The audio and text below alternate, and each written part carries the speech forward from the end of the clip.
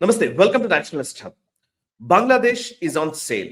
బంగ్లాదేశ్ అమ్మకానికి ఉంది. ఎవరికి అంటే ప్రస్తుతం బంగ్లాదేశ్ ఇంటరిమ్ చీఫ్ గా ఉన్నటువంటి మొహమ్మద్ యూనస్ ఎన్నికలు జరుగుతున్న వేళ, ఎన్నికలు పూర్తయ్యే లోపే అమెరికాతో కొన్ని రహస్య ఒప్పందాలు చేసుకున్నారు. ఎన్డీఏలు అంటారు, నాన్ డిస్క్లోజర్ అగ్రిమెంట్స్ అని. కొన్ని రహస్య ఒప్పందాలు, అందులో ఏమున్నాయో ప్రజలకు తెలియదు.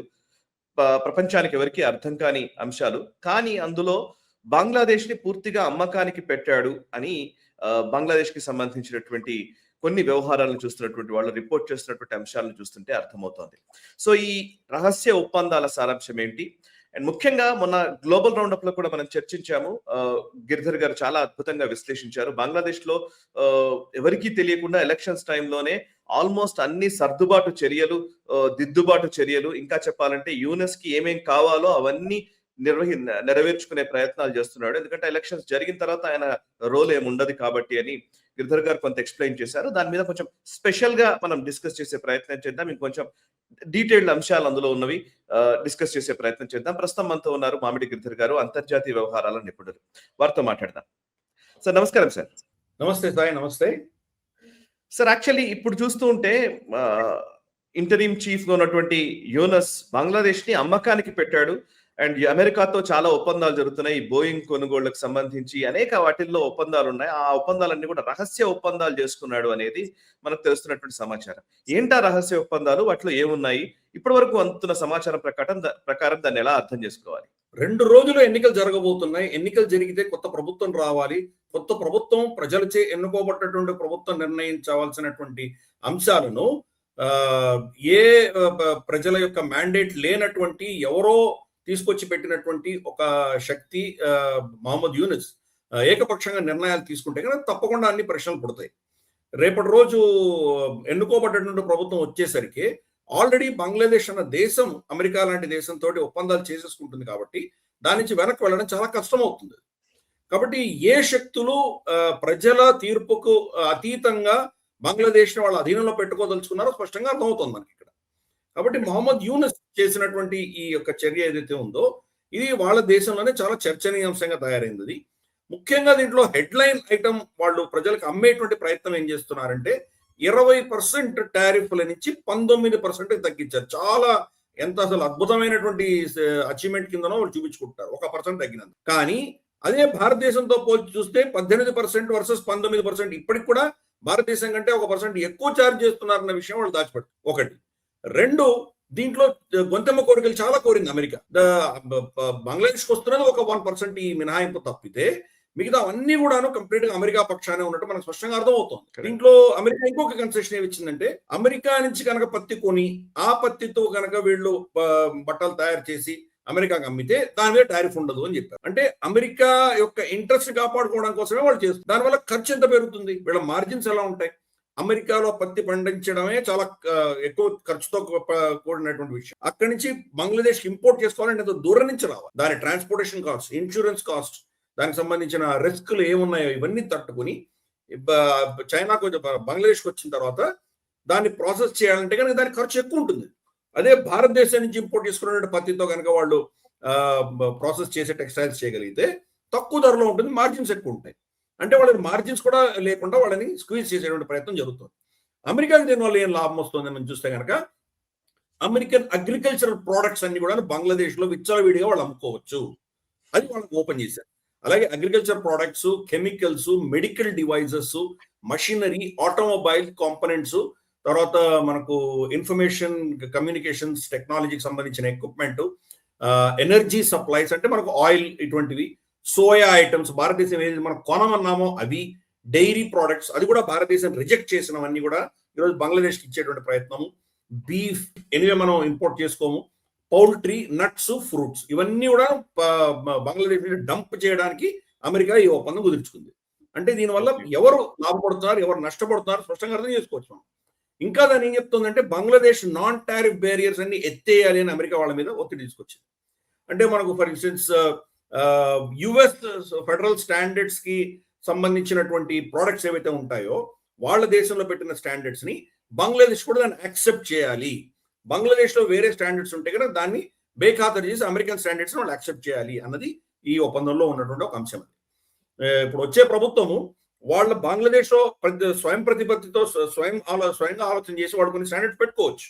ఫర్ ఇన్స్టెన్స్ చైనా నుంచి ఏమైనా ఇంపోర్ట్ చేసుకోవాలంటే అమెరికన్ స్టాండర్డ్స్ తో అనుసంధానం అయ్యి ఉండకపోవచ్చు. అలాగే భారతదేశం నుంచి ఇంపోర్ట్ చేసుకోవాలంటే అటువంటి పరిస్థితుల్లో రావచ్చు. కానీ ఈ రెండింటినీ బేఖాతరు చేసి అమెరికన్ స్టాండర్డ్స్ మాత్రమే వాళ్ళు ఇంప్లిమెంట్ చేయాలన్నది ఈ ప్రభుత్వం ఒప్పేసుకుంది.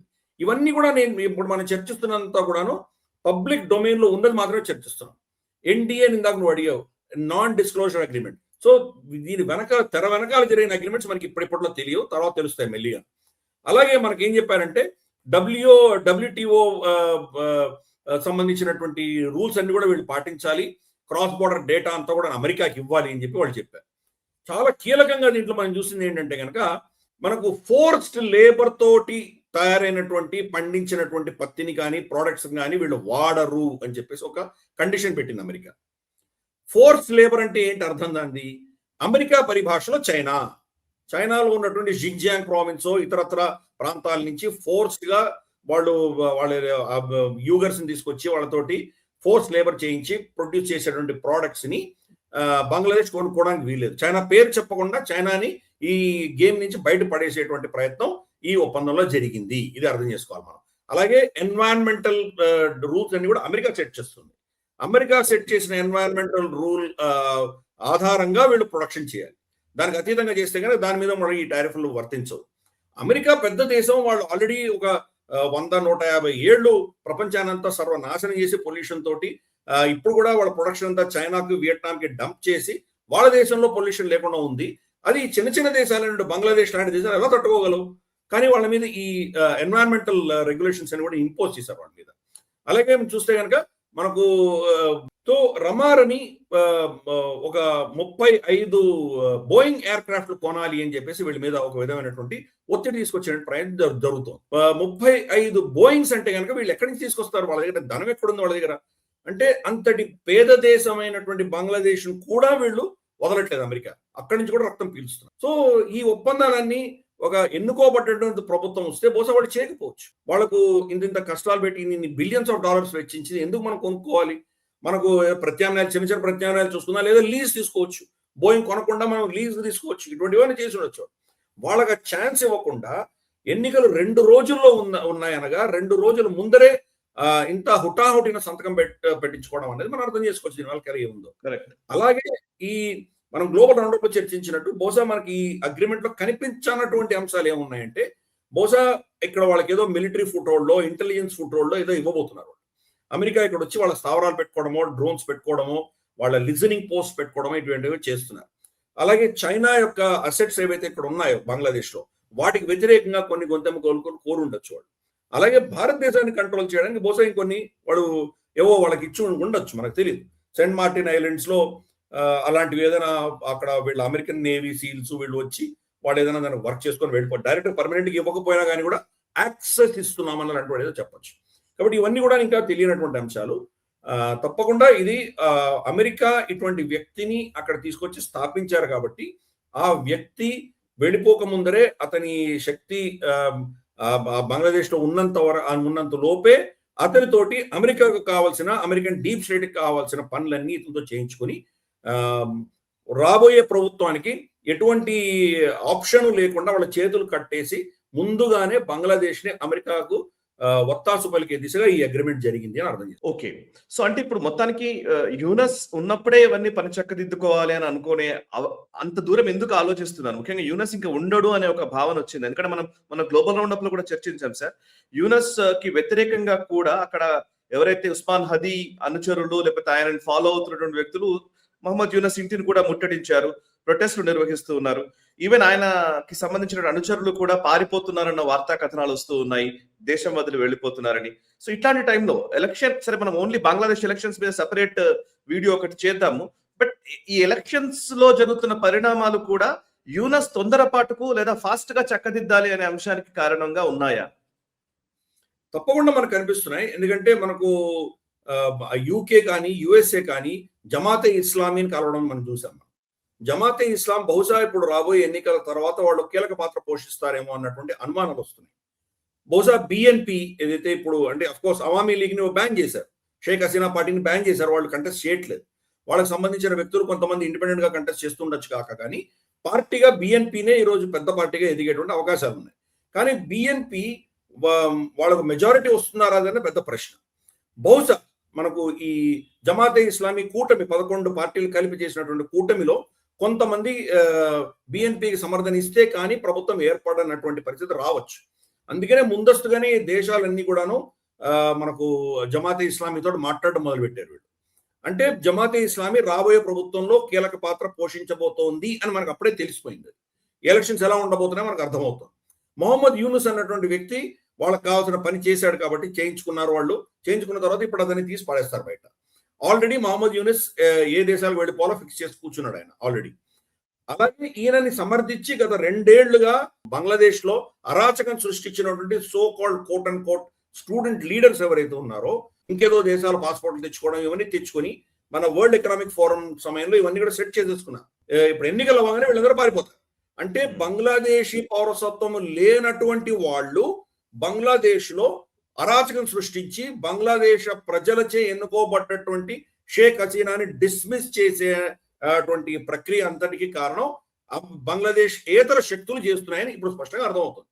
ఈ ఎన్నికలు రాగానే ప్రజలు ఎన్నుకుంటున్నటువంటి ప్రభుత్వం వస్తుంది కాబట్టి దానికి భయపడి వీళ్ళు పారిపోతున్నారు. ఆల్రెడీ ఏ దేశాలకు వెళ్ళిపోవాలో ఆ దేశాలకు అన్ని ఫిక్స్ చేసేసుకున్నారు. సో ఎన్నికలు అనౌన్స్ అయ్యి కొత్త ప్రభుత్వం వాళ్ళు పవర్ లోకి వచ్చేసరికి వీళ్ళు ఎవరు ఉండరు, అక్కడ వెళ్ళిపోతారు. మహమ్మద్ యూనుస్ కూడా అదే పరిస్థితి. మహమ్మద్ యూనుస్ ఎక్కడో అబ్రాడ్ ఉన్నాడు, ప్యారిస్ లో ఉన్నాడు. ఆయన తీసుకొచ్చి ప్లాంట్ చేశారు. షేక్ హసీనా ఆయన మీద చాలా కేసులు పెట్టింది. మనీ లాండరింగ్ కేసులు ఉన్నాయి. బిల్ క్లింటన్ వాళ్ళ ఫౌండేషన్ పైసలన్నీ ఇతనే బ్లాక్ మనీ ఎంత హ్యాండిల్ చేస్తాడు. అలాగే మనం చూస్తే కనుక లేబర్ మనకు హ్యూమన్ ట్రాఫికింగ్ చేశాడు ఈయన. చిన్న చిన్న పిల్లల్ని కూడా హ్యూమన్ ట్రాఫికింగ్ అయింది. లేబర్ ని హ్యూమన్ ట్రాఫిక్ చేశారు. మనకు అడాప్షన్ ర్యాకెట్ లో ఇరుక్కొని ఉన్నాడు. ఎన్నో అంశాలు ఈయన మీద కేసులు ఉన్నాయి బంగ్లాదేశ్ లో. ఈ సత్తాలో వచ్చిన తర్వాత అతను పవర్ టేక్ ఓవర్ చేసిన తర్వాత తన మీద ఉన్నటువంటి కేసులని తిరగరాస్తున్నాడు. వచ్చే ప్రభుత్వం దాన్ని అలాగే ఉంచుతుందా లేదా మళ్ళీ దాన్ని ఓపెన్ చేస్తారో తెలియదు కదా మనకు. అందుకని ముందస్తుగానే వీళ్ళందరూ పారిపోతున్నారు. పారిపోక ముందరే వాళ్ళకి శక్తి ఉన్నప్పుడే ఇగో ఈ అగ్రిమెంట్లన్నీ చేసేసి బంగ్లాదేశ్ ని అమ్మేసి వెళ్ళిపోయేటువంటి ప్రక్రియ జరుగుతుంది. అందుకనే ఇందాక ఫస్ట్ చెప్పినట్లు బంగ్లాదేశ్ ఫర్ సేల్ అన్నది వాళ్ళు ఆల్రెడీ దాన్ని కబ్జా చేసుకున్నారు. షేక్ హసీనాని తీసేసిన రోజే వాళ్ళు కబ్జా చేసుకున్నారు. వెళ్ళిపోతూ మిగిలిపోయిన 4-5 ముక్కలు ఏమున్నాయి వాటిని కూడా వాళ్ళ చేతికి పట్టాలు రాయించేసుకొని అతను పంపించేస్తున్నారు. అది జరుగుతుంది. Right sir. Thank you very much Giridhar గారు. చాలా విషయాలు మీరు చాలా స్పష్టంగా మీరు చెప్పారు. Thank you very much sir. So చూసారు కదా, ఇది స్పెషల్ ఇంటర్వ్యూ గిరిధర్ గారితో. బంగ్లాదేశ్ అమ్మకానికి ఉంది, దాన్ని పూర్తిగా కబళించే ప్రయత్నం అమెరికా చేస్తోంది.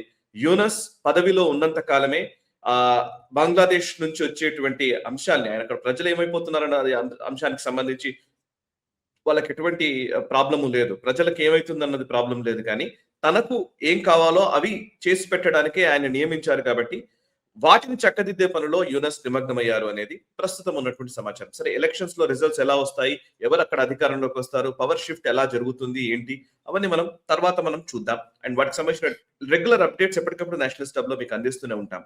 మనసా వాచా కర్మణ, దేశ హితం కోసం నేషనలిస్ట్ హబ్. ఈ వీడియో మీకు నచ్చినట్టయితే లైక్ చేయండి, 10 మందికి షేర్ చేయండి. అలాగే కామెంట్ల రూపంలో మీ అభిప్రాయాలను మాతో పంచుకోండి. Nationalist hub group of channels ను సబ్స్క్రైబ్ చేసుకుని తెలుగునాట జాతీయవాద జర్నలిజాన్ని ప్రోత్సహించండి. ఈ వీడియో కింద ఉన్న బెల్ ఐకాన్ పై క్లిక్ చేయడం మర్చిపోవద్దు.